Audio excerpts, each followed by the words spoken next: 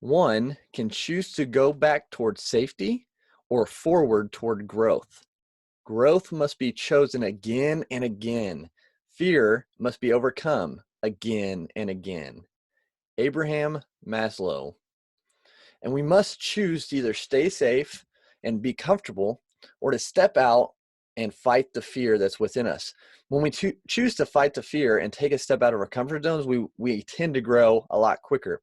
And this is the only way we can improve and get to the next stage in our life or to that next area that we're going towards. To overcome the fears and head towards success is crucial in life.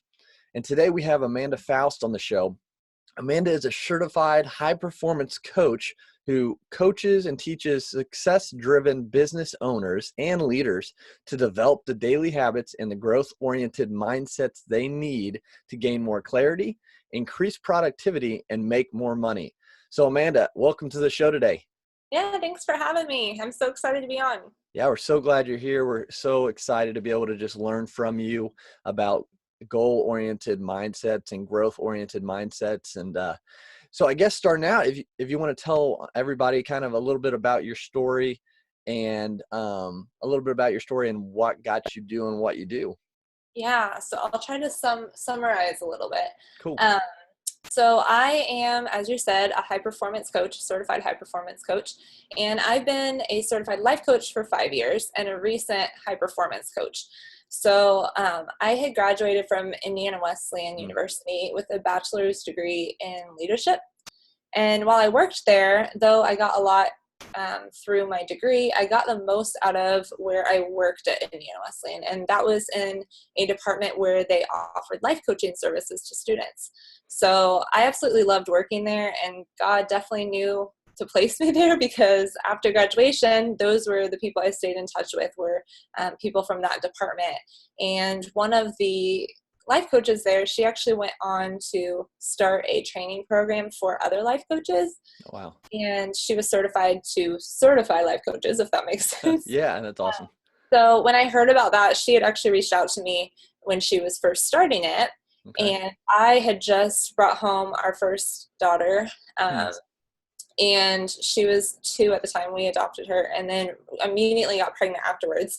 Wow. And so I was juggling 2 kiddos, but I knew I wanted to do coaching, and I was like, I'm going to figure out a way to do this. So since it was the very first program, it was like going to be heavily discounted, I guess you could say. And I was like, this is my chance. Like, this is my chance to do it.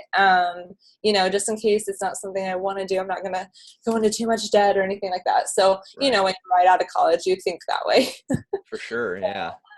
So anyway, I joined, I was in her first group, got certified shortly after that. And when I became a certified life coach, I thought, because I was a mom and I was deep in the trenches of motherhood, I was like, well, I'm going to coach all these moms on how to, not lose their identities while they're in the midst of motherhood. Like, remember, they're still a person. They're still separate from being a mom. And that was my goal. And I realized very quickly that moms were not hiring life coaches. Like, we were not in the market for a life coach, as much as they probably could use one. That just wasn't the reality. So yeah, I realized that a lot of my clientele were actually kind of what you described earlier in my intro, was success-driven business owners. So people who were mostly already successful, but maybe lost themselves along the way. Maybe they were so driven to be successful that they neglected their families, or they lost who they were, or maybe they hit a stopping point. Like, they made it so far, but they weren't really sure how to make it beyond that. And those were the people that were coming to me. And I realized that I needed to up-level my coaching certification, because we were making great progress together with what I had, but then they wanted more, and I didn't have more to give them. So that's when I heard of Brendan Burchard. And he ran a certified program as well for high performance driven people. And I knew that was me. Like, I'm a high performance driven person, and I knew that's who I was coaching. So I was like, well, this would be perfect. If they want more, then I'll give them more. So I went and got certified last spring as a high performance coach, and have been coaching some of these clients again, and then of course new clients, excuse me, new clients as a high performance coach. That's awesome. Yeah. And yeah, I think it's cool that you just kind of found that your original niche wasn't kind of the right area for this right market and then kind of switched it up. But first, I think it's really cool. A really cool thing that you do is foster. So how does, and it's not on the topic of business, but how does fostering kind of impact your life and your business as you go? Like, I'm sure there's challenges with that, but also a lot of blessings.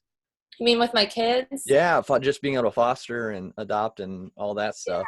so they're all adopted now. We only Okay, good. fostered Awesome. for, yeah, we only fostered for a short time because that was the requirement for adoption. Right.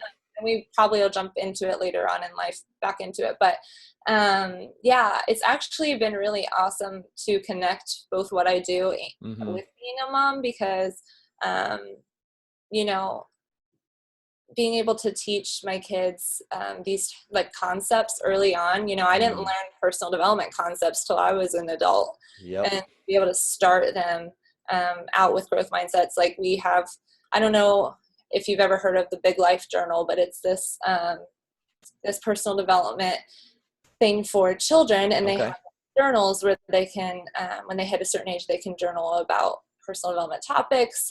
They have like principles that I'll do with them that are like on goal setting. We did that in January, where they planned their goals, and it's just really neat to be able to use my expertise to teach them at such a young age.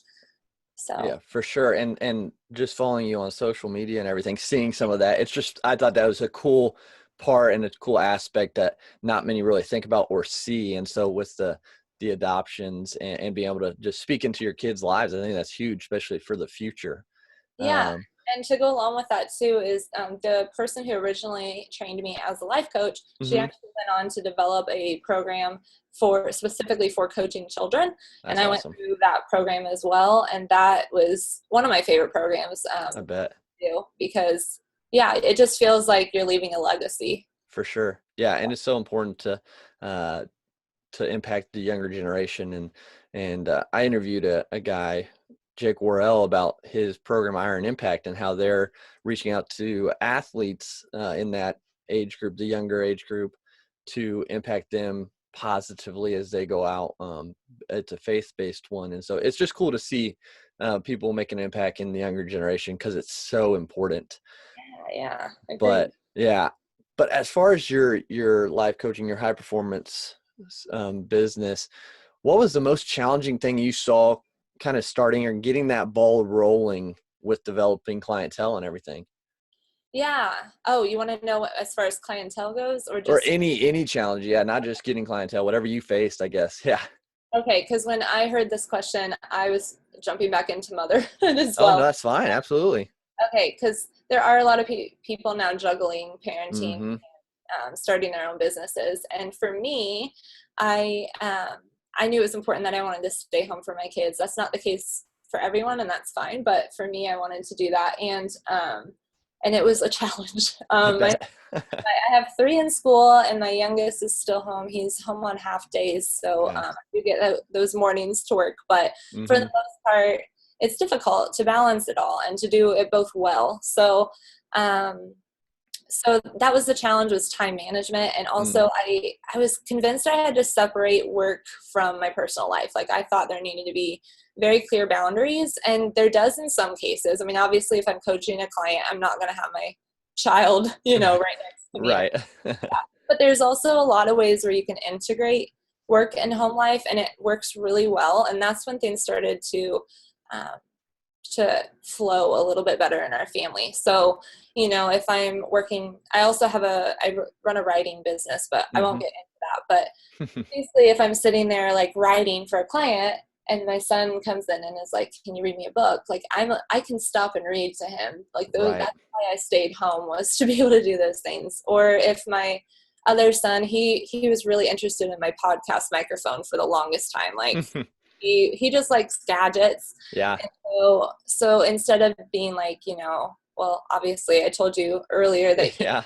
broke my mic, so Uh, maybe I should have had a boundary here. But right. Maybe. um, but what I'm saying is he ended up recording a little podcast for a local kids classroom, And it was a classroom with kids who had some behavioral needs, and he was able to make a podcast about some growth he had experienced in those That's areas awesome. for them. And it's like, if I hadn't had let him into my work or taught him things, I would have never realized he really loved podcasting and communicating and all That's that. so So cool.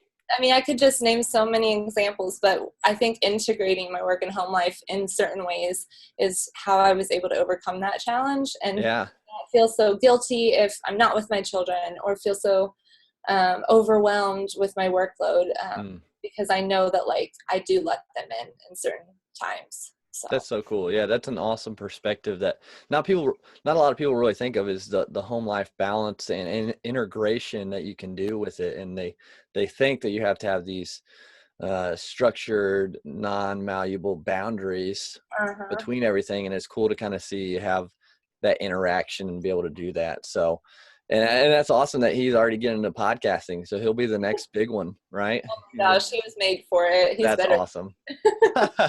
Well, maybe we'll have him on the show sometime. Yeah, there you go. But so with that, like, so your main focus is high performance leaders and growth oriented mindset with that. So how do you go about teaching, or how can someone have a more growth oriented mindset? Yes. So there's lots of different ways. And I actually forgot to ask you this at the beginning. Yeah, no I want worries. to do a little exercise that Okay. you Oh, okay. listen to. Is that okay? Yeah. Okay, because this popped into my head when I knew you were talking about a growth mindset. I was like, oh, we got to do this exercise. All right. So it's very quick, but you can do it. I'll do it with you. And then if your listeners want to follow along, they can as well.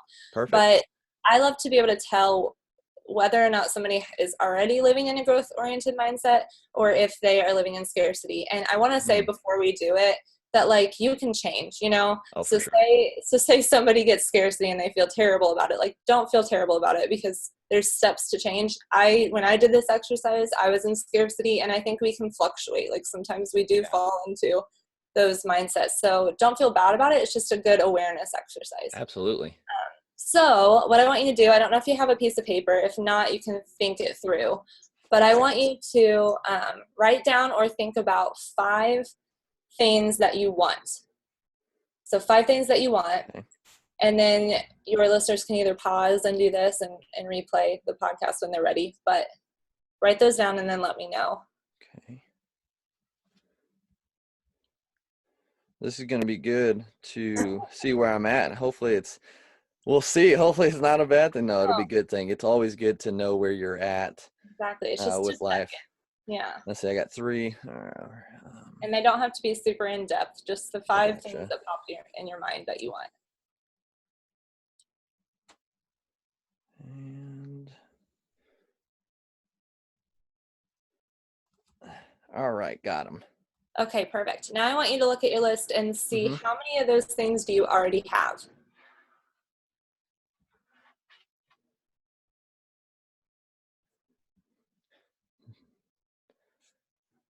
Not to the point where I want them. Okay. If that makes sense. Yeah, that's fine. But do you have anything on that list already? Or anything? Or are they all like goals that you don't quite have yet? Yeah, they're all goals I don't quite have that I'm working towards. Okay. So the reason why I do this exercise is to be able to tell, it's important that we realize that a lot of the things we want, we already have. And so if we are always just like in this, so another word for scarcity mindset is like a fixed mindset. Okay. And so if you think that you are lacking, like, I don't have these things, I still want them and I don't have them, and you're just results driven and you're not able to see that you have things already that you already want. Like, for example, when I've done this with a client, recently, she wrote like good health. Well, she has good health. And she wrote like her kids are safe. Well, her kids are safe. Those type of things are, I gotcha. Yeah. which means that she's living in more of a growth mindset, because she's able to appreciate what she has, in addition to still having some goals for herself. So it's a really good check in to be able to see like, okay, am I living in this results? Like I have to have these results or I'm lacking something type, Oh, or okay. am I living in a, I have an abundance mindset. That's another word for growth mindset. Like I have an abundance of really good things now. And then there's some things that I'd like to also have later. I guess Um, that makes sense. Yeah. So like, for example, have a healthier lifestyle. Like I have a healthy lifestyle, but I always would like to improve that. and And it's fine to have those goals. Like there's yeah, nothing, or writing down to have a healthier lifestyle is not a problem in any way. right. This is just an exercise to be able to see if anything on your list was something that you already had, that you know, that you may have wanted, but you have, and you can acknowledge that. Gotcha. So that's why I like doing that That's exercise. cool. Well, I've had some people write down almost all of them that they already had, and of course they did say what you said in the moment. They were like, I'd like this to be a little bit better, but like I Right. acknowledge that I have it. Yeah. Um, and so that's just a really neat thing to see. And so when it comes to developing a growth mindset, Hmm. um, first of all, to go along with that exercise, it's embracing the process and not just the end result. So Yes. it's not just thinking, okay, I will be happy when, or I will be successful when. It's like really enjoying the entire process to get there and seeing that you already have a lot of blessings and a lot of things to appreciate. But yes, there's always room for growth as Yeah. well. And I Um, think that's key because, yeah, I know I'm definitely like goal oriented Me too. and kind of result driven, but definitely being able to enjoy the process and see like what's going on right now that I'm thankful and blessed to have or be able to do, Mhm. but knowing that there's more to come. So, yeah, balancing that and seeing what you have right now and being thankful for it for sure is huge. Absolutely, because once we have, like, say that all those things on your list end up happening, if you're Hmm. still in scarcity mindset, then you will only write 5 more things to get as a result. You know what I mean? Like Right. you write any of those things down as something that you want that you already have, and that's why we have to keep ourselves in check. For sure. So yeah, that was the first one, was embrace the Cool. process and not just the end result. Um, the next one is to just be willing to fail. And I know that's really scary. And when I say that to people, they're like, but I don't want to fail. I'm like, well, I don't really either. Like, it's not like I'm like looking to fail, Yeah. um, but it's being willing to, Yeah. and knowing that, like, as a lot of people in the personal development world say, like, that's where learning happens. That's where growth happens. Yep. And so instead of viewing failure as like, that's the end, I'm done, it's instead viewing it as like, no, it's just a not yet. Like I just found a way not to do it. Yep. And now I'm like able to launch into the right direction because I know this happened to be the wrong direction. Right. Kind Um, of like fail forward. Like, yeah, I love okay, that. yeah, slipped up or didn't go the way I wanted. Okay, so what can I implement or what can I change to have a better percentage of success next time? Or Yeah, what do I need to do different? Yeah, for sure. 100%. And I think, I know you had mentioned earlier, like how I've applied my coaching to my Hmm. children. This is a huge one. I mean, I'm failing all the time Yeah. with kids, partly because a few of them, since we are an adoptive family, a few of them I'm still just getting to know, it seems like. Yep. And so I'm failing left and right. But if I were to be afraid of that, I'd really miss out on some of the, like, how far I've come in some of my relationships with them. Um, Absolutely. Instead, I've tried to be willing to fail because I know that I'm going to learn from it and we're going to grow closer. So, Yeah. Because yeah. really, if we're not failing, if we haven't messed up, then we're not pushing ourselves to growth at all. I mean, we're content, we're in our little comfortable area and not having to be pushed. So we're used to it, or we've already failed to get to where we are to be comfortable. And so we don't want to go past that and grow or change it all. And so it's almost like I would rather be failing and know I'm growing than just kind of being complacent and staying at the same spot, but that could just be my personality No, as well. But 100%. That's yeah. actually my last tip with Mm, growth mindset, which of course there are many more tips, but for the right. sake of clarity, I kept it to 3. That's the last one. Practice stepping outside of your comfort zone, because that's where the magic happens. And growth mindset people are the ones who see the unknown, like what's outside of the comfort zone, as like an opportunity, and not something to be feared. Mm, So just practicing little ways to step out of your comfort zone, and then that's when you're going to experience growth. So just as you said, those are absolutely. my 3 tips That's for great. growth oriented mindset. That's awesome. And how did you word the first one of those? Yeah, embrace the process, not just the end result. That's awesome. I love that. Embrace the process. Yeah, and I definitely can excuse me. I definitely always need to remind myself of that because of being goal oriented. So, Yeah, yeah, yeah. so what are some I guess daily habits that people who might be trying to become growth oriented, what are some daily habits that they should or could try to start to improve that? I know we went over the three Yeah. things to become growth oriented, but even like very beginner stage. Yes. Okay. So I love habits. Like I love the idea of habits. And that's actually one of the workbooks I have on my site that talks all about developing habits. And so I could have gotten really carried away here and a bunch of different habits, but I Right. really focus on one. Okay. And that's because it's like a habit that's ongoing to develop. Like I don't know anyone who's like nailed this habit yet. I know people who have grown in it, Mm-hmm. but it's managing your thoughts, Mm. practicing awareness of your thoughts, because when you're experiencing feelings you don't want, it's really important to figure out what's causing those feelings, because it's likely rooted in a scarcity mindset. So when you notice yourself thinking limiting beliefs like I don't know enough, or I don't have enough time, or I'll just start tomorrow, I could go on and on about limiting beliefs, Yes. Yeah. um, but when we realize that we have the power to change those, we're not necessarily going to stop ourselves from those thoughts popping into our head. Like that's kind of an ongoing thing. Right. But we have the power to notice it and then Mm-hmm. change it and switch it around to things like, actually, I may not know enough yet, but I can learn. Or Absolutely. there's time for other things that aren't that important. So I can switch some things around and make time for what is. Yep. Uh, or the whole like I can start tomorrow thing. You can Yeah. think like I could start tomorrow, but I'd probably be better off starting today. So what's one step I can take towards that goal today? So just being really being a noticer of your thoughts, noticing, okay, is this a scarcity mindset thought? Like, am I kind of what you had said, only being results driven? Like, it's great to be striving to reach your goals. Like, I obviously encourage that. Right. But just like when people either aren't, they don't have any goals for themselves, or that's all they can focus on, they're, too far on the spectrum, and they need to find a middle ground a little bit, Mm-hmm. um, and start being more aware of their thoughts. So that Absolutely. was my number one habit to implement. That's awesome. And I know, yeah, that's one big thing that I'm constantly working on. And even my wife Hannah, she'll point it out sometimes. I'll say something that's a limiting thought or belief, and she'll be like, "Hey, where are your thoughts at?" And I was like, "Oh, I yeah, love that. good point. Yeah, for sure." So she helps me out there. Absolutely. Good. Yeah.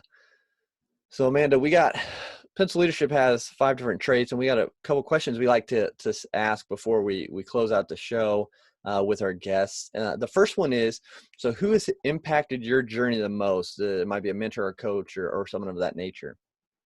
Yeah, so this is someone that hasn't like directly impacted Mm-hmm. me as far as he doesn't know who I am, I but gotcha. I follow him. Brendan Burchard, like I said earlier, Mm-hmm. he was the one who certified me as a high performance coach, and I just look up to the way that he is always filled with joy. He's like the most Mm-hmm. energetic human being, yet he says he's an introvert. I'm always like, I don't believe you, but okay. No, I'm just kidding. But he just has this ability to cultivate habits that have given him this like amazing life, and it's not because he just was like given this amazing life. Like he worked Right. every single day to cultivate that and impact people. And yeah, I just can't get enough of like his books and his podcasts and videos.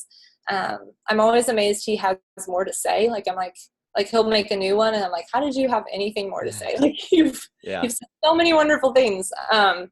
But yeah, he's definitely the one who's impacted me the most. That's awesome. And yeah, he puts out some really great content. I follow him on social media and everything. And yeah, he has a lot of good messages. I agree. Um, so the second question is, has there been any times in your life that have been really hard or maybe a mistake that you've been through, but looking back on it, you've seen the positive growth that has come from those times? Yes. Okay. 100%.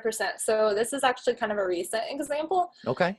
So in the fall, I had my biggest client load both in my writing business and my coaching. So like I felt, obviously the most successful I had been thus far Right. in business. However, speaking of growth and scarcity mindset, I had convinced myself like this belief that I was not a marketer. Mm. So I had told myself, I don't know marketing. I can't market my business. I'm just going to coach.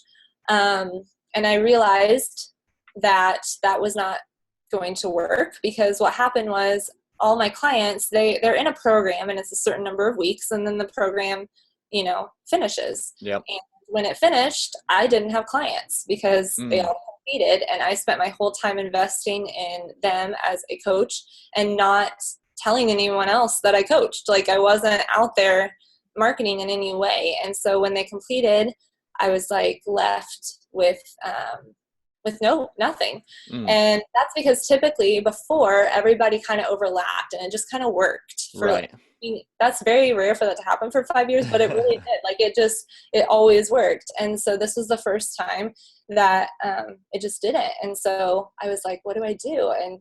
And with the growth oriented mindset, I had to shift my perspective to, I don't know marketing yet.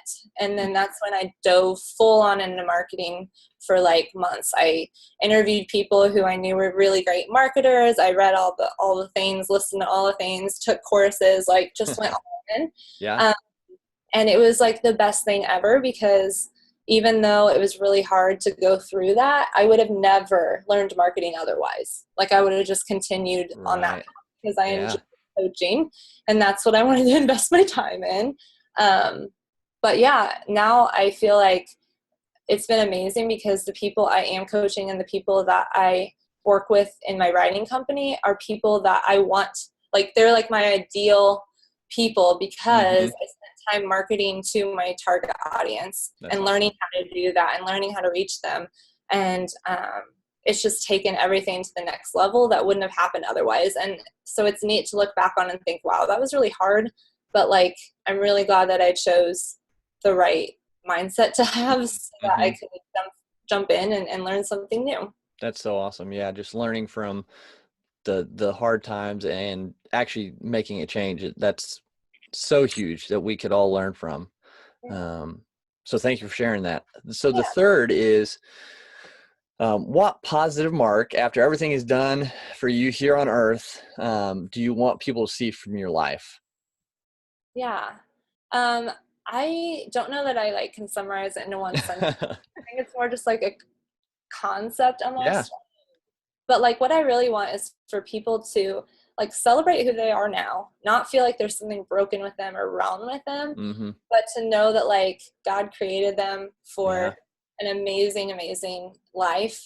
Maybe not perfect, doesn't mean it's free from suffering in any way, Right. but He's created them for a mission, for a purpose, for an amazing life. And with that comes investing in your personal growth, and so that you can be all that He created you to be. So that's what I want, is to Awesome. find that balance of like, not, oh, I'm worthless, I need to change, but like, hey, I'm a created being by God, and like He Mm-hmm. has this great plan for me. And so it's my job to like become all that He created me to be. Yeah, I agree 100%. That's awesome. And a great mark that you want to leave.